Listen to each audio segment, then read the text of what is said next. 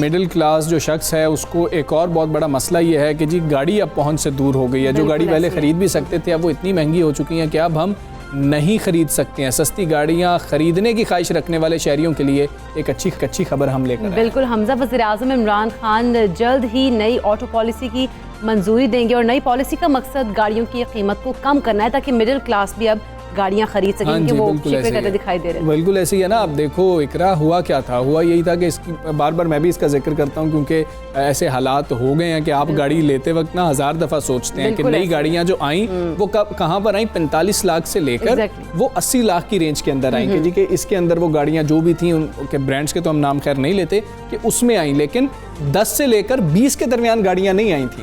वो 20 से ऊपर ही थी बाकी गाड़ियां जो थी, तो आम आदमी तो ले नहीं सकता था। मुआविन खुसूसी डॉक्टर शहबाज गिल ने समाजी राब्ते की वेबसाइट ट्विटर पर अपने पैगाम में यह कहा है कि नई ऑटो पॉलिसी के 3 अहदाफ हैं। पॉलिसी का मकसद गाड़ियों की कीमत कम की जा सके ताकि मिडिल क्लास भी खरीद सके। हमजा, ये बहुत ही खुशाइन बात है। अब मिडिल क्लास जो तबका है हमारा वो भी बासानी गाड़ियाँ सोच तो सकेगा ना बेचारा। बिल्कुल सोच सकेगा और इस महंगाई के दौर में ये सोच कर भी खुशी हासिल होती है। वैसे तो शहबाज गिल ने मजीद ये भी कहा था कि नई ऑटो पॉलिसी से जो गाड़ियों की ज़्यादा से ज़्यादा पैदावार है और असेंबल लोकल होगी उसकी, इसके अलावा जो गाड़ियों की एक्सपोर्ट है उसमें भी इजाफा होगा। खुसरू बख्तियार और हमाद अजहर साहब और उनकी टीम को मुबारकबाद भी दी गई है कि वो उसके मुस्तहिक हैं और वफाकी वजीर बराए सनत व पैदावार खुसरू बख्तियार का कहना था कि नई पॉलिसी जो है ऑटोमोटिव इंडस्ट्री की नमू और तरक्की के साथ साथ काबिल ख़रीद होने, क्वालिटी, क्योंकि क्वालिटी की भी बात होती है, एयर बैग्स का अक्सर जिक्र हो रहा होता है, उसकी दस्तयाबी और जो मकामियत पसंदी है उस पर तवज्जो मरकूज कर रही होगी। बिल्कुल हमजा, ये चीज़ें जो है ना ये एक थी कि होनी चाहिए थी जो कि अब हो रही हैं। आप देखें जी, आप 15 से 17 लाख की 18 लाख की गाड़ी ले रहे हैं और उसके अंदर एयर बैग्स ही मौजूद नहीं है। मतलब आप सफ़र कर रहे हैं और आपको सेफ्टी मेजर्स उसके अंदर है ही नहीं और खुदा न खास्ता कोई एक्सीडेंट होता है तो हम देखते हैं कि गाड़ियों की क्वालिटी इतनी बुरी है कि वो इस तरीके से लगता है कि पता नहीं जैसे सैंडविच बन जाता है ना, उस तरीके का। बल्कि मैं आई थी तो इतनी अच्छी खासी बड़ी गाड़ी थी जिसका सैंडविच बना हुआ था और मतलब मैं देख के हैरान हो गई कि यार इसमें लोगों का क्या हाल हुआ होगा। बस ऐसे ही है कि इसके ऊपर अच्छी पॉलिसीज आ सकें और वज़ीर आज़म के मुआविन खुसूसी डॉक्टर शहबाज गिल साहब भी हमारे साथ हैं, उन्होंने ये बात कही है तो उनसे ही पूछ लेते हैं। शहबाज गिल साहब अस्सलाम वालेकुम, गुड मॉर्निंग। जो नई ऑटो पॉलिसी है जिसकी आप बात कर रहे हैं इसके बुनियादी निकात क्या हैं और पाकिस्तानियों को क्या फ़ायदा होगा? जी बिस्मिल्लाहिर्रहमानिर्रहीम, आपका बहुत शुक्रिया। देखिए अभी ये ऑटो पॉलिसी जो है ये इसका फर्स्ट ड्राफ्ट आज पेश किया गया है और ये बहुत जल्द इसके ऊपर काम हो रहा है और अगले चंद हफ्तों में इंशाल्लाह इसको पूरा करके और प्राइम मिनिस्टर साहब इसकी अप्रूवल देंगे और फिर ये नाफिज कर दी जाएगी। नई ऑटो पॉलिसी 3 चीज़ों के ऊपर फोकस करेगी। एक ये होगी कि कीमतें गाड़ियों की कम की जाएँ, उन्हें अफोर्डेबल बनाया जाए। अफोर्डेबल वो होंगी तो ही जो मिडिल क्लास के लोग हैं, स्पेशली छोटी गाड़ियाँ जो हैं जो एक मिडिल क्लास के लोग इस्तेमाल करते हैं, 800 सीसी गाड़ी है, 850 सीसी है, इन गाड़ियों को सस्ता किया जाए या उनसे कम सीसी की जो गाड़ियां हैं इनको सस्ता किया जाए ताकि आम आदमी की पहुंच में हो। और फिर इनके साथ साथ जो इलेक्ट्रिक व्हीकल पॉलिसी है जिससे एक सस्टेनेबल क्लीन एनवायरनमेंट इंश्योर होता है, उनको भी साथ इसके अंदर इन्वॉल्व कर रहे हैं। दूसरा इसका जो फोकस होगा मेन वो ये है कि लोकलाइजेशन हो, मीन लोकल मैन्युफैक्चरिंग हो या असेंबली जो है उनकी वो लोकल हो। और तीसरा ये कि हम इसमें एक्सपोर्ट जो है वो बढ़ा सकें अपनी। जैसे आपको शायद पता हो कि नहीं कि इंडिया जो है वो तकरीबन 3.5 लाख गाड़ियां जो है वो एक्सपोर्ट करता है साल की, तो हमें भी गाड़ियां जो है एक्सपोर्ट करनी चाहिए क्योंकि हमारे यहाँ ये सनत है। सारे मुल्कों में गाड़ियां बनाने की सनत नहीं है। अगर आप साउथ एशिया या हमारे सराउंडिंग में देखें तो श्रीलंका हो या बांग्लादेश हो, वहाँ पर गाड़ियाँ नहीं बनती। पाकिस्तान में, इंडिया में, वियतनाम में, थाईलैंड में, मलेशिया में, यहाँ पर गाड़ियाँ बनती हैं। तो हमें एक्सपोर्ट करनी चाहिए क्योंकि बिकॉज दूसरे गाड़ियाँ बनाने वाले कंट्रीज़ जो हैं वो एक्सपोर्ट करते हैं। उसके लिए हमें स्टैंडर्ड्स भी ऊपर करने हैं, हमें अपनी कीमतें भी कंपैरेटिव लानी है, हमें टैक्स का सिस्टम भी ठीक करना है। और साथ साथ जो आपने एक चीज़ और देखी होगी कि यहाँ पर लोगों से 50% पैसे ले लिए जाते हैं और फिर 6-6 महीने वेट करवाया जाता है, बल्कि उससे भी ज़्यादा, और उनको गाड़ी नहीं मुहैया की जाती। इसके ऊपर भी लेजिस्लेशन या कुछ कंट्रोल्स लाएंगे कि ये चीज़ें ऐसे ना हों ताकि सारिफ का तहफ़्फ़ुज़ किया जा सके। ये ना हो 50% पैसे दे के वो महीनों बैठा रहे।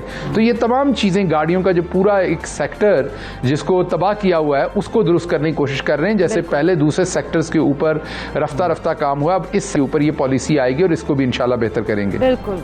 शहबाज गिल साहब, जिस तरह से देखा जाए गाड़ियों की कीमतों की अगर बात की जाए तो उस हवाले से पाकिस्तानी बड़े परेशान है, तो इस पॉलिसी में इस हवाले से क्या कुछ शामिल किया गया है? इंशाल्लाह ये जो नई पॉलिसी आएगी इसमें छोटी गाड़ियों की कीमत तो ज़रूर कम होगी, क्योंकि वो मिडिल क्लास के लिए उनको ज़रूर रिलीफ दिया जाएगा। बाकी जहां पर लोगों को बड़ी गाड़ियों में भी ओन के नाम पर या उनको बुकिंग करवा कर डिले किया जाता है और कॉस्ट बढ़ा दी जाती है, उस पर भी गौर कर रहे हैं कि उसको भी किसी तरीके से मैनेज किया जाए। लेकिन डेफिनेटली छोटी गाड़ियों के ऊपर एक बड़ा शहबाज गिल साहब, एक मसला भी है ना कि पाकिस्तानी और हम जापानी गाड़ियों में देखें तो बहुत वाज़ेह फ़र्क है, जिसकी वजह से गाड़ी की पायदारी बहुत मुतासिर होती है। इस हवाले से पॉलिसी में क्या शामिल किया जाएगा कि क्वालिटी को भी इंश्योर किया जाए? जी बिल्कुल, इसमें स्टैंडर्डाइजेशन भी होगी और हम देखेंगे कि किस तरीके से गाड़ियों का मेयार भी मैन्युफैक्चरिंग का यहाँ पे बढ़ाना है, और ताकि उसको, जब मैंने आपको कहा कि एक्सपोर्ट करनी है अगर, तो वो इंटरनेशनल स्टैंडर्ड्स पे पूरी उतरेंगी तो एक्सपोर्ट होंगी। और हमारी डेफिनेटली कुछ चीज़ें एक्सपोर्ट हो रही हैं पहले भी और उनके स्टैंडर्ड्स हैं, लेकिन जहाँ जहाँ स्टैंडर्ड्स नहीं हैं उनको इम्प्रूव किया जाएगा। बिल्कुल शहबाज गिल साहब, गाड़ियों की जिस तरह से मकामी इंडस्ट्री की बात की जाए तो उसकी प्रोडक्शन बढ़ाने के लिए इस पॉलिसी में कौन कौन से इकदाम करने का फैसला किया गया है? जी, इस पर भी एक पूरी डिटेल डिस्कशन हुई है और इस पर भी डिटेल काम हो रहा है कि लोकलाइजेशन हो। जैसा मैंने आपको कहा कि ये पॉलिसी 3 चीज़ों पर मेनली फोकस करती, कीमतें कम करने पे, लोकल मैन्युफैक्चरिंग पे और एक्सपोर्ट करने पे। तो इंशाल्लाह आप देखेंगे कि जो पॉलिसीज़ लेके आएंगे, टैक्स सिस्टम्स लेके आएंगे या दूसरे इंसेंटिव्स लेके आएंगे, उसमें गाड़ियों की लोकल मैन्युफैक्चरिंग। एक और अहम मसला सेफ्टी मेजर्स को लेकर भी है। हम देखते हैं कि पाकिस्तान के अंदर जो गाड़ियां असेंबल हो रही होती हैं उनके एयर बैग्स होते ही नहीं हैं, और अगर एयर बैग्स होते हैं तो अक्सर शिकायत ये आती हैं कि वो एयर बैग्स ओपन ही नहीं होते हैं। कोई अगर एक्सीडेंट खुदा न खास्ता हो जाता है तो उसके लिए क्या फीचर्स शामिल किए जा रहे हैं कि ये चीज़ें तो लाजमी होंगी अगर कोई गाड़ी आपने बेचनी है तो? तमाम फीचर्स जो है इनके ऊपर बिल्कुल काम होगा। वो डिफरेंट डिपार्टमेंट्स हैं, आपको पता है, जो क्वालिटी कंट्रोल करते हैं और स्टैंडर्ड्स, उन सब की इनकॉर्पोरेशन होगी इस पॉलिसी में ताकि ये तमाम स्टैंडर्ड्स मीट किए जा सकें। ठीक है शहबाज गिल साहब, ये भी बताइएगा, दुनिया भर में इलेक्ट्रिक गाड़ियों को प्रमोट किया जा रहा है। आपने पहले जिक्र किया इलेक्ट्रिक गाड़ियों के हवाले से, हमें कितना टाइम लग जाएगा? और वज़ीर आज़म के अगर ग्रीन पाकिस्तान विजन को देखें, उसको मद्देनज़र रखते हुए नई ऑटो पॉलिसी में सस्ती इलेक्ट्रिक गाड़ियाँ भी होनी चाहिए कि यहाँ पर कुछ ट्रेंड तो आए ताकि लोग उस तरफ जा सकें।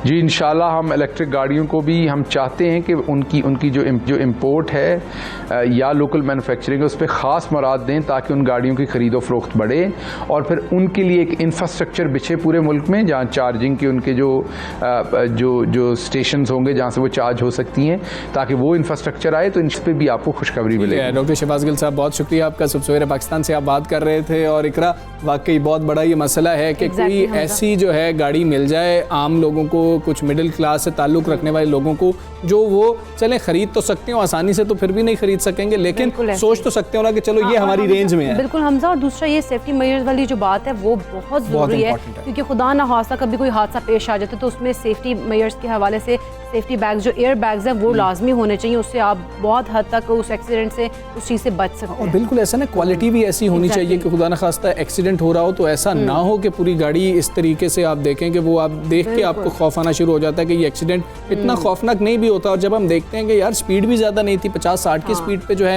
ये शख्स सफ़र कर रहा था, और फिर ऐसा खौफनाक हादसा जो है वो पेश आ जाता है, तो स्टैंडर्ड देखने चाहिए, ब्रेक्स जो हैं उनके स्टैंडर्ड्स को देखना पड़ेगा। ये सारी चीज़ें होनी चाहिए। जो ऑटो पॉलिसी आएगी, हम उम्मीद करते हैं जिसका पहला ड्राफ्ट जो है वो मामला जो कल हमें बता रहे थे कि कल उसके ऊपर फैसला हो गया है, उसको फाइनलाइज कर लिया गया, आगे भी फ़ायदा होगा। ठीक है हम साहब, कुछ बात कर लेते हैं इक़्तिसादी सर्वे के हवाले से भी, क्योंकि बजट आने वाला है तुम्हें पता है, और फिर उसके बाद आज वज़ीर ख़जाना शौकत तरीन साहब तो इक़्तिसादी जो सर्वे है माली साल 2020-21 का वो पेश करने जा रहे हैं। इसके अहम जो हैं हम पूछ लेते हैं कि क्या होंगे खद्दोखाल। हमारे साथ मौजूद हैं इकराम होती साहब। होती साहब अस्सलाम वालेकुम, गुड मॉर्निंग। होती साहब, इकोनॉमिक सर्वे जो है आज जो है पेश किया जाएगा वज़ीर ख़जाना की जानिब से, आम खद्दोखाल क्या है सर इसके? जी दर हकीकत इक़्तिसादी सर्वे के 2 हिस्से होते हैं। एक तो वो बयान करते हैं कि हुकूमत ने कितना कमाया, कितना खर्च किया, कितने कर्जे लिए, कितना इंडस्ट्री को तरक्की दी। दूसरा हिस्सा जो है उसका ये होता है कि बाहर से क्या क्या कुछ आया, तरसीलात ज़र क्या आई, करेंसी कितनी आई और करेंसी पाकिस्तान से गई कितनी, किस शोबे में कितनी तरक्की हुई, पानी के शोबे में कितनी तरक्की हुई। अब इन्होंने बताया है कि तफसीलात ज़र जो हैं ये 31 अरब 30 करोड़ डॉलर जो हैं ये मुकर्रर हो गए हैं कि ये अब आएंगे। अच्छा, यानी कि ये एक रिकॉर्ड टूटेगा पाकिस्तान की हिस्ट्री का। इतने ज्यादा तफसीलात ज़र कभी भी नहीं आए।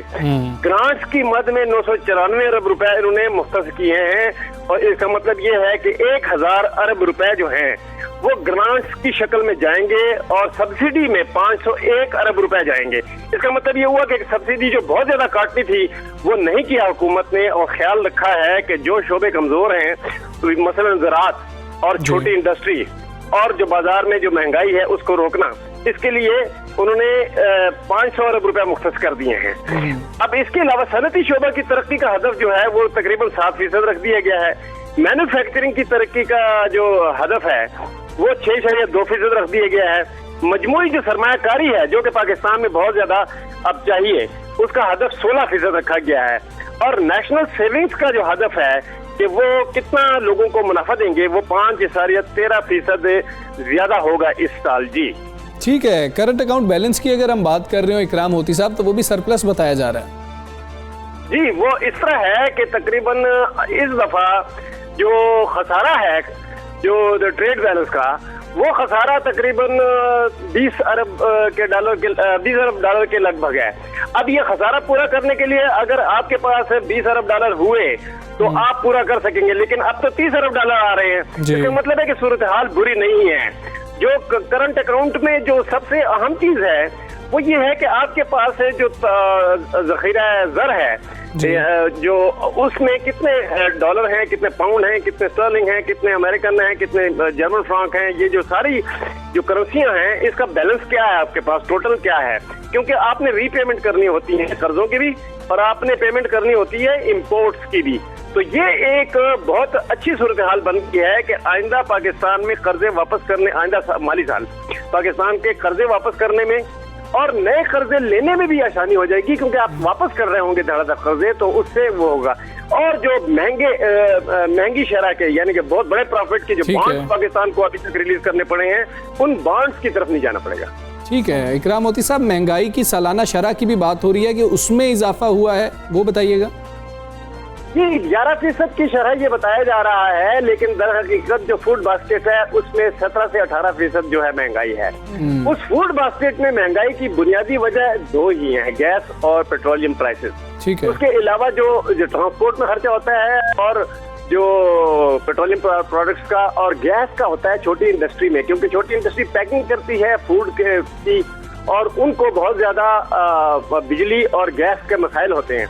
तो उसकी वजह से जो महंगाई बढ़ी है, वो महंगाई अब भी मुश्किल है कि वो कम हो, क्योंकि महंगाई जो है उसको रोकने के लिए बिजली, गैस और पेट्रोलियम प्रोडक्ट्स, इसको सस्ता रखना पड़ेगा। लेकिन वो सस्ता नहीं रखा जा सकता, क्योंकि बजट का खसारा जो है वो 82% ऑफ GDP पे पहुंच चुका है, जो कि एक खतरनाक जगह पे सुई खड़ी है।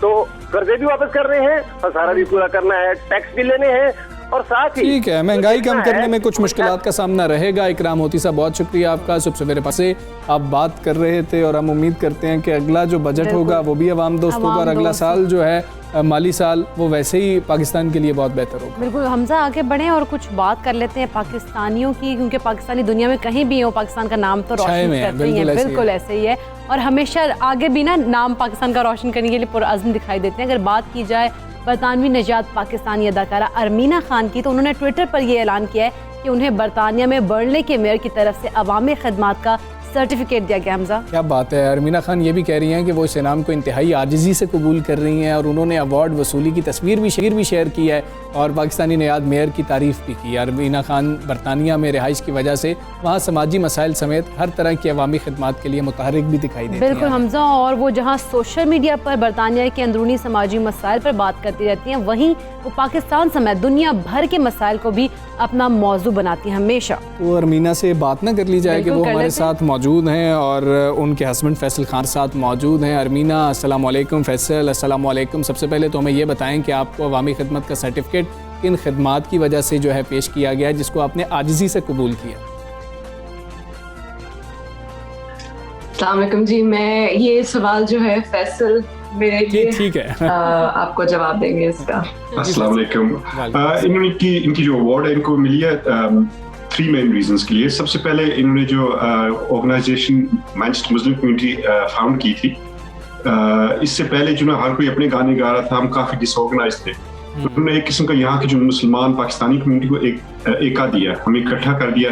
अब कोई भी इमरजेंसी होती, कोई भी कोई रिस्पॉन्स हो ना, हम एक ही आवाज से बोल सकते हैं, अब एक ही प्लेटफॉर्म से। तो सारे हमारे जो मीडिया पर्सनैलिटीज, पॉलिटिशियंस, बिजनेसमैन, सारे हम जो ना एक आवाज से बोलते हैं। सबसे पहले ये थी। और दूसरा इन्होंने जो काम किया स्पेशली जो यंग गर्ल्स के लिए, यहाँ रोल मॉडल्स आपको पता है कमी है इस स्पेशली प्रदेश में।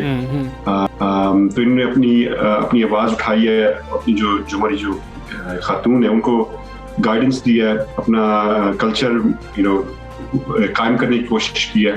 ठीक है। दूसरा ये, और तीसरा इन्होंने जो कश्मीर और सीरिया के लिए जो आवाज उठाई है ना, डिप्लॉयमेंट्स की है, कश्मीर के लिए लॉबिंग किया यूरोपियन यूनियन में, यहाँ आयरलैंड में, ये 3 मेन रीजंस थे।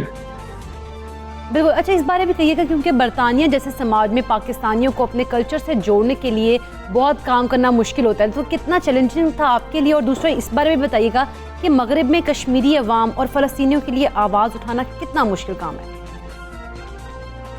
मैं जो हूँ पर्सनली एक एम्बॉडी करती हूँ ईस्ट और वेस्ट के कल्चर को, बेस्ट ऑफ द बोथ। मतलब जो पाकिस्तान की जो बेस्ट चीजें हैं कल्चर की, जो वेस्ट की जो बेस्ट चीजें हैं कल्चर की, मैं उनको ब्रिज करती हूँ। क्योंकि मेरा ताल्लुक कनाडा से और रूट्स पाकिस्तान से, तो मैं चाहती हूँ कि मैं पाकिस्तान को हर जगह साथ साथ लेके जाऊँ, कल्चर वाइज भी और रिप्रेजेंटेशन वाइज भी।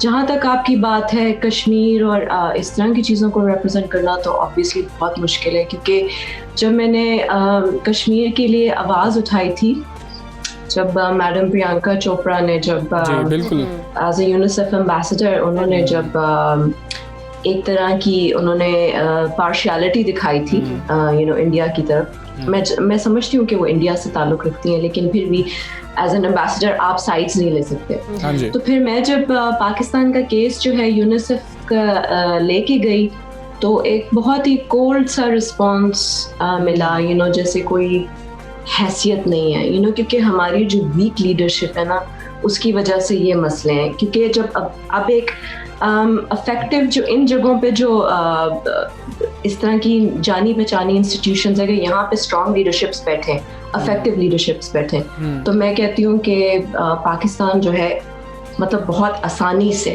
अपनी बातें मनवा सकता है, अपने टर्म्स एंड कंडीशंस डिक्टेट करवा सकता है। But because we don't have effective leadership, इस वजह से बहुत स्ट्रगल करना पड़ा है। I'm an actor, ये मेरा काम नहीं है to be honest, but मुझे दर्द फील होता है कि लोग उठ के पाकिस्तान को बातें कर देते हैं, उसके खिलाफ जो है पॉलिसीज बना लेते हैं, and we're not given a chair at the table.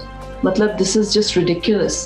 तो फिर इन चीज़ों को चेंज करने के लिए हम लोगों ने अब एक थिंक टैंक आप समझ लें उसको सेटअप किया है, और हम लोग जितने भी जो पाकिस्तान की बेस्ट ब्रेन्स हैं in the UK, all over the world, उनको साथ लेके आएंगे ताकि हम इस चीज़ का जो है एक सलूशन निकाल सके। क्योंकि इस तरह से नहीं हो सकता कि हर कोई उठ के जो है वो पाकिस्तान को बातें करे, ये बर्दाश्त से बाहर है। मैं कश्मीरी होने की हैसियत से बोलना चाह रहा हूँ कि देखिए, जब आप चाइना जाती हैं या किसी मैक्सिको या किसी और मुल्क में जाती हैं, हमारी एक कहावत है, जैसा देश वैसा भेस। तो when in Rome do as the Romans।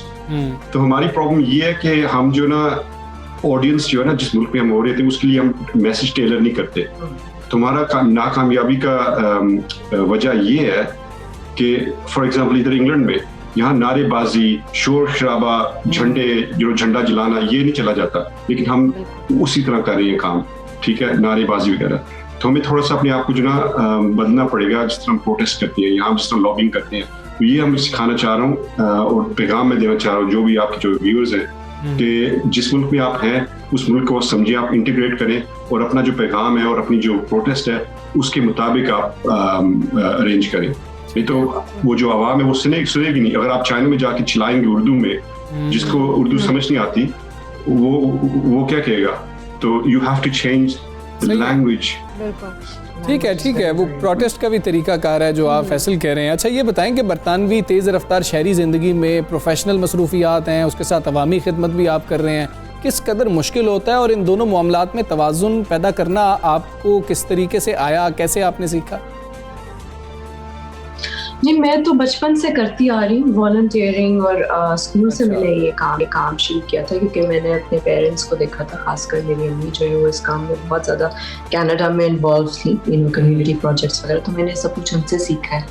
तो इसके लिए इन चीज़ों के लिए टाइम निकालना कोई बड़ी बात नहीं है। अगर आप प्रोजेक्ट करके ख़त्म करके आए हैं पाकिस्तान से, या यहाँ पर मैं काम करती हूँ फुल टाइम, हम लोग का आपस में बिजनेस है, तो हम लोग क्या करते हैं कि फिर शाम के वक्त अपना काम शुरू कर देते हैं। अभी तो आजकल लॉकडाउन अभी ख़त्म हुआ है तो हमने बहुत चीज़ों को अडेप्ट किया है, जैसे जूम के थ्रू हो गया या ऑनलाइन मीटिंग्स हो गई। फिर उसके बाद जो विजिल्स करनी वो सब हम लोग ऑनलाइन ही उसको ऑर्गेनाइज करते हैं।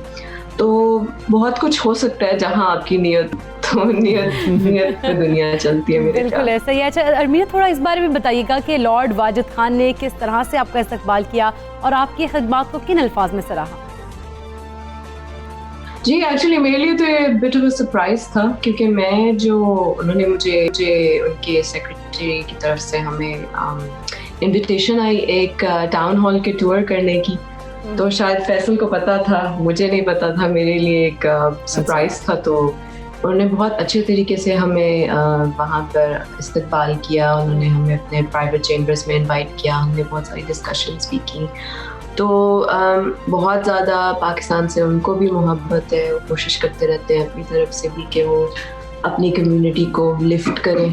मैं बहुत ज़्यादा उनके लिए भी बोलूँगी, बहुत कम ऐसे लोग होते हैं यहाँ पर भी, क्योंकि हर एक जो है यहाँ पर भी मसला है कि कम्युनिटी में एका नहीं है। जो जैसे फैसल ने बोला कि ये बहुत बड़ा मसला है यहाँ का, कि हर कोई जो है they try and pull you down. कोई अगर अच्छा काम कर रहा है तो वो उसका क्रेडिट कोई दूसरा लेने की कोशिश करता है। तो बहुत कम लोग होते हैं जो दूसरों को भी एलिवेट करते हैं। और हम लोग ऐसा ही एक ईथॉस और एनवायरनमेंट क्रिएट करना चाहते हैं जहाँ पे हम लोग जो बेस्ट लोग हैं उनको एलिवेट करें, ताकि फिर ये जो खेंची तानी जो चल रही है, it's like we can and that. अच्छा ठीक है अरमीना, हमें ये भी बताएं कि कोरोना जैसी आलमी वबा में जब आम आदमी की ज़िंदगी में तकालीफ बढ़ रही हैं, बढ़ती हुई गुर्बत है, उसका भी चैलेंज है और पाकिस्तान को इस चैलेंज का बहुत ज़्यादा सामना है, तो क्या मुस्तकबिल में आप अपनी अवामी खिदमात का सिलसिला पाकिस्तानी समाज तक भी बढ़ाएंगी? देखिए जी, मेरा तो शुरू से ये था कि बिफोर मेरा जो ये फेम आया या मीडिया आया, मैं तो थोड़ा लेट स्टार्ट किया था मीडिया में। मेरा तो हमेशा से ये प्लान था कि मैं अपने पेरेंट्स के साथ हमेशा इस चीज़ को कायम रखूँगी और इसको प्रोग्रेस करूँगी इवन मोर। अभी तो हम लोगों ने काम स्टार्ट किया है। अच्छा। तो फैसल का ताल्लुक कश्मीर से है, तो बिकॉज कश्मीर मेरे लिए बहुत ज़्यादा एक टची पॉइंट था, तो हमने वहाँ से स्टार्ट किया। पाकिस्तान के लिए मैं फंड रेजिंग करती रहती हूँ, बट ऑब्वियसली मैं बताती नहीं हूँ। बहुत सी बातें होती हैं जो इंसान अपने लिए करता है, बिकॉज वो मेरी एक स्पिरिचुअल साइड को फुलफिल करता है। तो इन्हीं चीज़ों को लेके मेरे बहुत ज़्यादा प्लान्स हैं। अब देखें अल्लाह मियां ज़िंदगी दे और सेहत दे, तो बहुत ज़्यादा इंसान के लिए करने के लिए बहुत ज़्यादा। जिंदगी के जीने के तरीके 3 किस्म के हैं। एक आप कुछ बना सकते हैं अपनी ज़िंदगी के साथ, दूसरा आप कुछ तब्दील कर सकते हैं या बदल सकते हैं, और तीसरा ये आप दूसरों की खिदमत कर सकते हैं। क्या बात? अगर आप अपनी ज़िंदगी इन 3 जरियों से नहीं जिएंगे तो आपकी ज़िंदगी बेमानी होती है। इसका मायना क्या आप कितना खा लेंगे, कितना पी लेंगे, कितना आप पहन लेंगे, इंसान दरअसल पैदा ही दूसरों की खिदमत करने के लिए। अगर आपको अल्लाह ने एक प्लेटफॉर्म से नवाजा है, आपको एक वॉइस दी, और अगर आप उस चीज़ को इफेक्टिवली यूज़ नहीं कर रहे तो then it's a really sad thing। हम खानदानी लोग हैं, हमारे खानदान में जो ना अगर हम जो कुछ भी कामयाबी अपने लिए कर लेते हैं, हमारे खानदान वाले पूछते हैं हाँ आप और अपनी ज़ात के लिए ठीक है, लेकिन आपने दूसरों के लिए क्या किया है, आपने दुनिया के लिए क्या किया है। तो ये हमें सिखाया जाता है सबक बचपन से। मैं सबसे कहूँगी कि आप अगर एक छोटा से छोटा काम कर रहे हैं रोजाना का, तो कितने लोग हैं दुनिया में, अगर हम सब मिल के एक छोटा सा अच्छाई वाला काम कर लें रोजाना, तो जो अच्छे लोग हैं जो बहुत ज़्यादा काम करते चीज़ में उनका बहुत। ठीक है जी, बहुत अच्छी कोज़ है आप दोनों की, बहुत अच्छी सोच है आप दोनों की। अरमीना बहुत शुक्रिया आपका, फैसल बहुत शुक्रिया आपका, आप हमारे साथ मौजूद थे और अपने जो हैं अच्छे जो अज़ाइम हैं वो हमारे साथ शेयर कर रहे थे। ऐसे ख्यालात सबके नहीं होते हैं जो आप कह रहे थे, ज़िंदगी गुजारने का मकसद जो आप लोग बता रहे हैं, अल्लाह करे कि ऐसे ही जो है। तो वाकई में ये तो बहुत ही ज़बरदस्त बात है कि इंसान अपने लिए तो जीता है, दूसरों के लिए काम करना, दूसरों के लिए दूसरों की खिदमत करना एक बहुत बड़ा काम है। बिल्कुल, तो दूसरों की खिदमत करें, और मैं और इकरा भी प्लान करते हैं ज़रा कि दूसरों की खिदमत कैसे की जा सकती है। यहाँ पर एक ब्रेक लेंगे, ब्रेक के बाद वापस आएंगे। Stay with us.